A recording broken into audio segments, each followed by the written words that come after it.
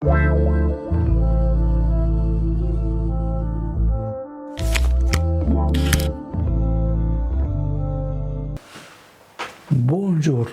Aujourd'hui, c'est la fête de Saint François Borges, né le 28 octobre 1510 dans une famille riche et puissante. Il s'est marié à l'âge de 19 ans et a eu 8 enfants.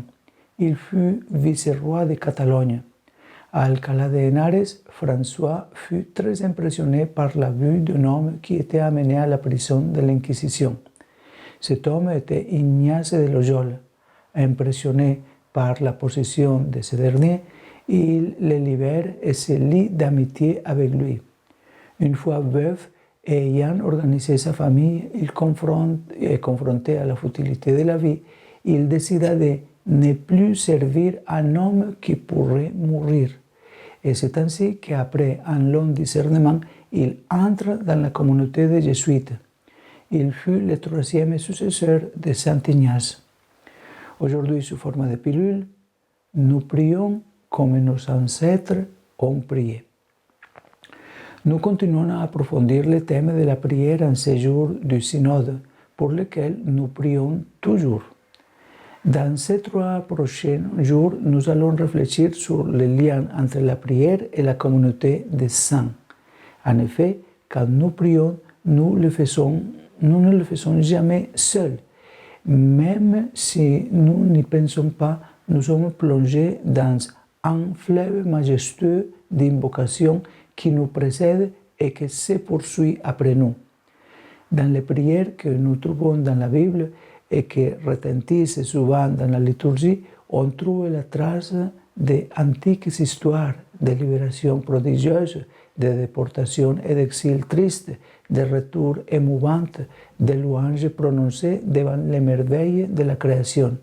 Et ainsi, ces voix se transmettent de génération en génération dans un mélange incessant entre l'expérience personnelle et celle du peuple et de l'humanité à laquelle nous appartenons. Personne ne peut se détacher de sa propre histoire, de l'histoire de son peuple. Nous portons cet héritage dans nos habitudes et également dans la prière. Dans la prière de louange, en particulier dans celle qui naît du cœur des petits et des humbles, retentait quelque chose de chant du magnifique que Marie élève à Dieu devant sa parente Élisabeth ou de l'exclamation du vieux Siméon qui, prenant l'enfant Jésus dans les bras, dit ceci: « Maintenant, souverain maître, tu peux, selon ta parole, laisser ton serviteur s'en aller en paix. » Les prières, celles qui sont bonnes, se diffusent, elles se propagent sans cesse avec ou sans message sur les réseaux sociaux. À partir des chambres de l'hôpital, des moments de retrouvailles festives, comme de ceux où l'on souffre en silence.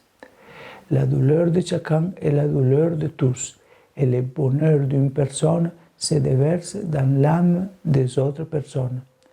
La douleur et le bonheur font partie de l'unique histoire. Ce sont des histoires qui deviennent histoires dans notre propre vie. On revit l'histoire avec ses propres mots, mais l'expérience est la même.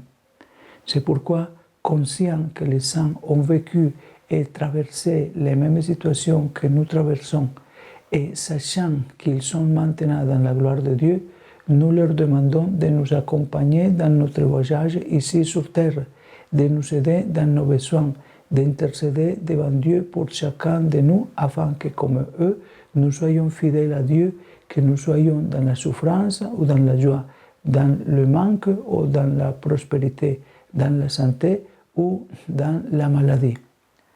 Aujourd'hui, confions nos prières à la Mère de Dieu, à tous les saints, et aujourd'hui particulièrement à Saint François Borges, demandant pour nous tous et pour le succès du synode sur la synodalité. Viens, Esprit Saint, toi qui suscites de nouvelles langues et mets des paroles de vie sur nos lèvres, préserve-nous de devenir une église musée, belle mais silencieuse, avec un grand passé mais peu d'avenir. Viens parmi nous pour que, dans l'expérience synodale, nous ne nous laissons pas envahir par les désenchantements, que nous n'édulcorions pas la prophétie, que nous ne réduisons pas tout à des discussions stériles. Viens Esprit Saint d'amour, ouvre nos cœurs à l'écoute. Viens Esprit Saint de sainteté, renouvelle le saint peuple fidèle de Dieu. Viens Esprit Saint créateur, renouvelle la face de la terre. Amen. Ô Marie conçue sans péché, priez pour nous qui avons recours à vous. Et que Dieu Tout-Puissant vous bénisse, le Père, le Fils et le Saint-Esprit. Bonne journée.